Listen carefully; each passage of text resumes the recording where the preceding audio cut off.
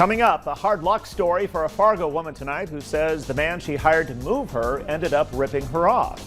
We're checking in with area food pantries for the latest on their inventories as winter quickly approaches. And how a Detroit Lakes man is part of a team aiming to make history on Mount Everest. Valley News Live at 10 starts right now. This is Valley News Live at 10. Good evening. Thanks for joining us. New at 10 tonight, a Wadena student was treated in the ER tonight after his mother says he was attacked at a volleyball game. The video posted to Facebook shows 14-year-old Jaden Jensen being thrown to the ground and hit repeatedly. His mom says he's suffering a bilateral contusion and broken ribs and will be getting a CT scan of his head. In her Facebook post, she said the school hasn't contacted her about the incident. We reached out to the Wadena Sheriff's Office. They tell us a report was filed and the case is under investigation. We also reached out to the Wadena School District for comment, and we have not yet received a response. I don't deserve it. I did nothing wrong to that kid, and for him to take my car is horrible. The Fargo woman is speaking out tonight after she says she paid a man to help her move some belongings to a new home and he stole her car. She also tells us she was threatened and told to keep quiet about it. Valley News Live's Nishay Taylor has more from the woman who says she'll keep searching until her car is found. Jennifer Johnson says she was getting a fresh start by moving to a new home. I've been through a lot of trauma in my life, and for this to happen, it's just reset that off. But her joy was turned upside down last weekend. She says a man she paid to help her move stole her car. I know this kid, I see him all the time downtown, and ask him for change and, certain things like that, and had asked him could he help move a couple couches. Jennifer says she left the man unattended for a moment, and when she got back, she noticed her keys were gone, and so was her car. I was in shock, complete shock. I'm trying to help him out, give him a few dollars, and in return, get my stuff moved. Jennifer filed a report with police. She says she also reached out to the man, but in return was threatened. And I had a text message stating that if I said anything that he was going to hurt me, that my life would be in his hands. The man she claims that stole her car is 26-year-old Martise Hill. Hill has an extensive rap sheet spanning across Minnesota and North Dakota, including charges for theft, criminal trespassing, and harassment. Just 2 weeks ago, a warrant was issued for his arrest for possible involvement in a burglary. And with Hill still out on the run with her vehicle, Jennifer says she fears for her life. I haven't even been able to sleep. I'm being threatened, saying that he's going to kill me if I say anything to anyone, and that he knows where I live at. Yeah, I'm afraid, very afraid. Now, Jennifer says she only wishes for her car to be brought back. In Fargo, Nishay Taylor, Valley News Live.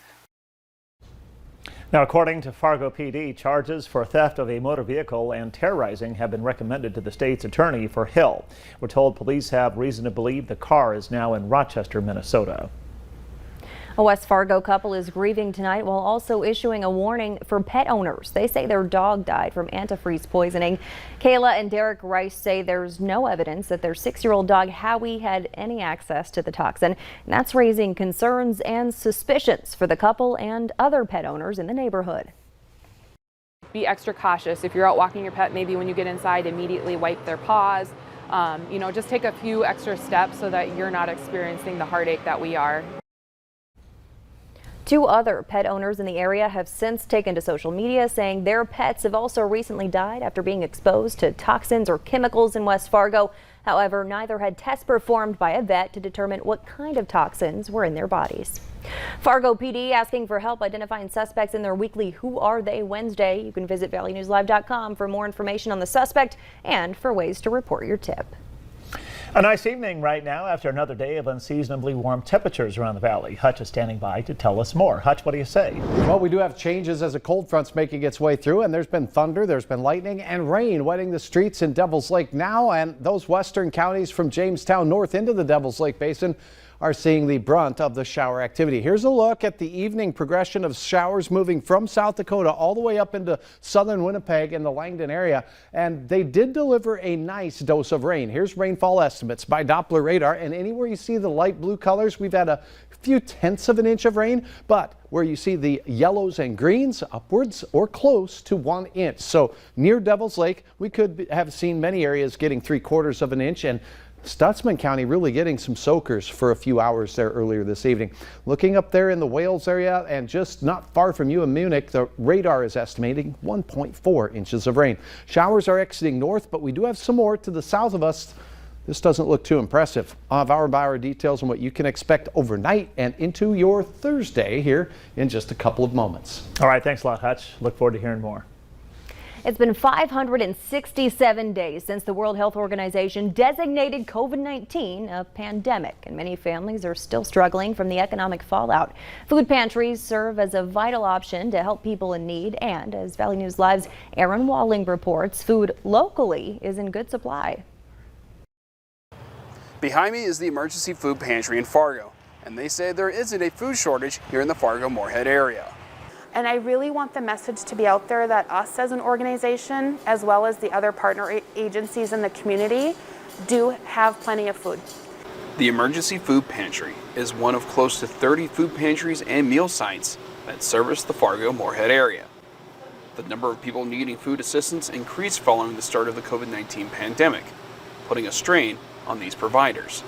One misconception is these sites provide only food, but basic hygiene products are available as well. For example, we add toilet paper and soap to every food basket.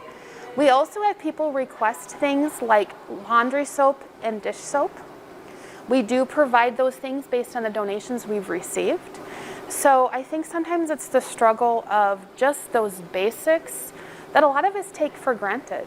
For Carissa Brown-Otter, it's important to help those in need. I like to make sure that everyone feels supported, like in just like their mental state, their physical state, emotional well-being. And one of those primary ways is through food and food security. So just making sure that people have access to quality foods is important to me. And to them, it's all about helping the communities. In North Fargo, Aaron Walling, Valley News Live. For more information on the different services available in the Fargo-Moorhead area, visit valleynewslive.com and click on this story. We have an agreement on the CR, the continuing resolution to prevent the government shutdown, and we should be voting on that tomorrow morning.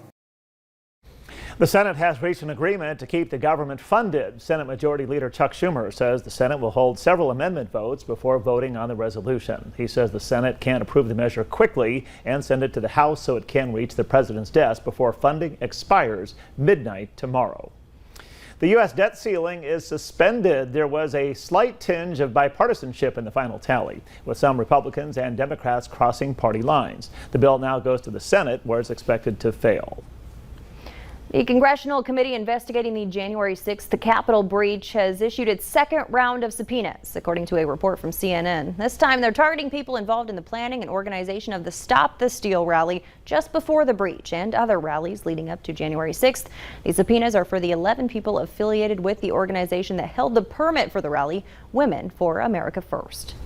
The North Dakota Department of Human Services is prioritizing behavioral health. The department now offering funding for suicide prevention efforts across the state. $750,000 is available for local governments, nonprofit groups, and tribal nations for efforts focusing on suicide prevention and prevention training and suicide risk screenings. Applications are available online and must be submitted by October 15th. We are still receiving calls from some DirecTV customers who are having reception problems with the Channel 11 signal. DirecTV continues to tell us their equipment is not properly receiving our signal. Our signal is functioning normally. We're working together to get that issue fixed. Still ahead tonight, a chance to make history for a Detroit Lakes man. We'll tell you who he's hoping to inspire with his climb of a lifetime. Another hot one up and down the valley. 88 Fargo, 88 record-setting degrees at Grand Forks Airport at the downtown location. National Weather Service office not quite breaking a record there. Well, the hot weather is on its way out. Showers on their way in. I'll have hour-by-hour details in your forecast next.